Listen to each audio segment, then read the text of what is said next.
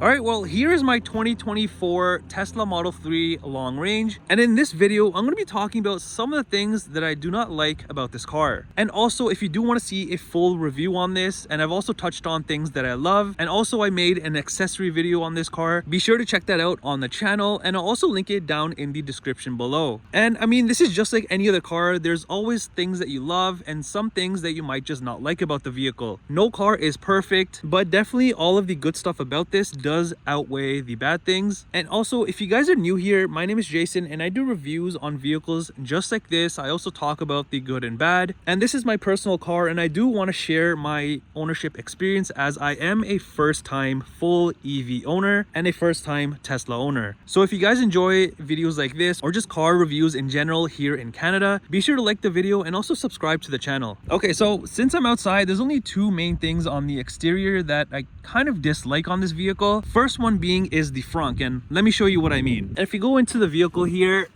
you can open it, right? And it just pops open right here. Now you can go ahead and lift it up, and there you are. It's fully open right now. Now the issue is when you want to go ahead and close this, you have to manually close it. I do wish it was like the rear trunk where it's power opening and power closing. Now I don't mind it where it just pops up and you have to manually lift it up. I do wish even if you manually put it down that it closes and latches itself, but having to do it manually and then pressing it down to lock it in place is kind of a hassle in my opinion. Now I know this is first world problems, but it would have been cool if Tesla gave people the option at least to have a power frunk, even if you have to pay extra for it. And yes, there is other aftermarket things that you can get where you can change out the struts and it can be power closing, but having to do that all after you get the car is kind of a hassle itself. I'd rather have it done directly from the factory. But honestly, that's such a small little thing to complain about, because even when I do use the frunk, I don't use it as often as the rear, so it's not a huge issue. But people that do use this very frequently, let's say every single day, for those people, yes, I understand the pain, and a power open and close would be beneficial. Now the second thing that I kind of don't like about this, but I also like it at the same time, and now that's because it depends on when you ask me, what time of the day that you ask me, and that's the full glass roof. Now right now it's super nice outside. It's not too hot, not too cold, and the sun is not beaming down at you. And I would love to have the whole thing open and remove my sun shades that I've gotten for this car. But let me tell you, when the sun is beating down on you and you're going, let's say, on a long road trip or just driving around town in general, it does kind of get annoying. I do wish that just like the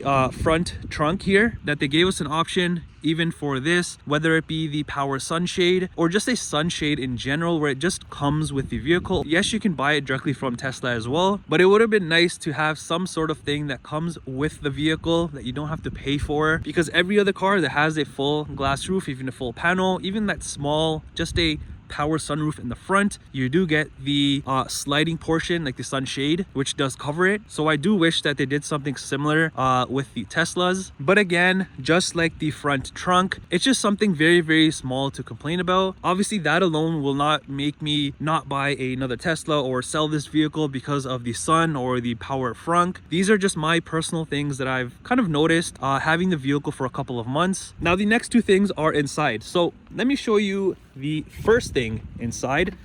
And I honestly did not even notice this when I was purchasing the car, or even when I test drove it, up until, and I took it for a good half an hour drive or whatever it was, is the rear view mirror. I'm not sure if you can tell, but on most vehicles that I've driven in the past and I've been used to, see how you can see very limited in the rear. Most vehicles I can see like the trunk lid as well. Like when I was bringing this home the first day and I was on the highway, I'm like, I can barely see the vehicle behind me. Like I can see half of it, but not the full vehicle. But luckily this thing is full of cameras, but it wasn't an issue. But they definitely need to do something with this. I know a lot of people complain that it's too small of a rear view mirror. That's not the issue for me. The issue is the visibility. I mean, with the amount of cameras that this vehicle has, I'm sure they can come up with some sort of digital rear view mirror, at least have an option for that. But other than that, I love the small designing on this. I mean, it's not too big and all in your space. I think it's fine in the Model 3, but they just need to adjust how everything is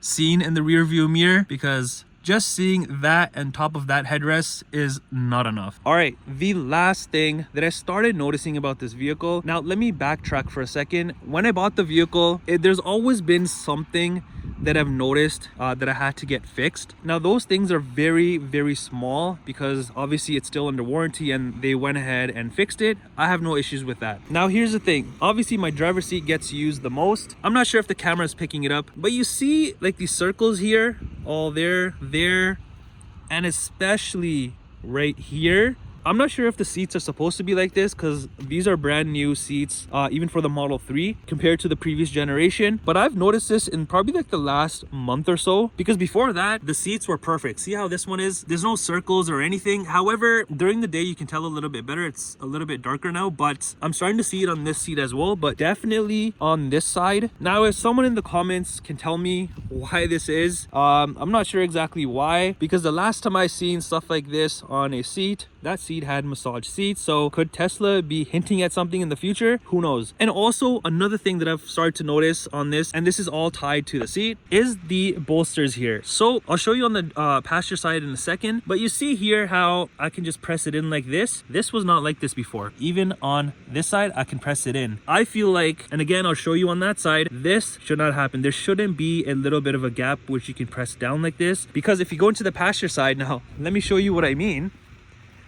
Because over here, it's perfectly fine. Now, I don't know because that seat gets used the most, but if you notice here, nothing.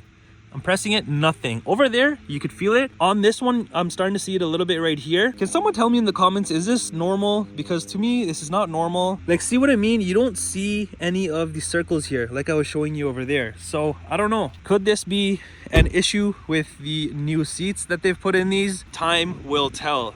I will be opening up a ticket for this. I don't know if they're gonna do anything about it, but it's worth trying. I mean, as long as the seat doesn't start sagging or anything, but it's just annoying to see those circles, and then you see them here too during the day. But yeah, these are my little 2 cents. So yeah, that does it for the video here. Let me know in the comments down below, are you having similar issues with your new Model 3, or are some of these things that I mentioned bother you as well? Let me know in the comments below, because I would love to know, especially the people that have had this before it got released to North America. What are your complaints about this? Are you having issues like this, or are you having different issues? Maybe us North American people will later on notice. And like I was mentioning how I was having a little bit of issues here and there since I got the car, I am going to be making a whole separate video on that, of everything that I have done and taken to Tesla service and talked to them about and gotten fixed. Luckily, where I live in my area, the Tesla service center, or the Tesla dealership I should say, is super nice. I've heard many horror stories online where they don't do anything about any of the issues that people bring up, but luckily I've been in good hands, and hopefully it stays that way.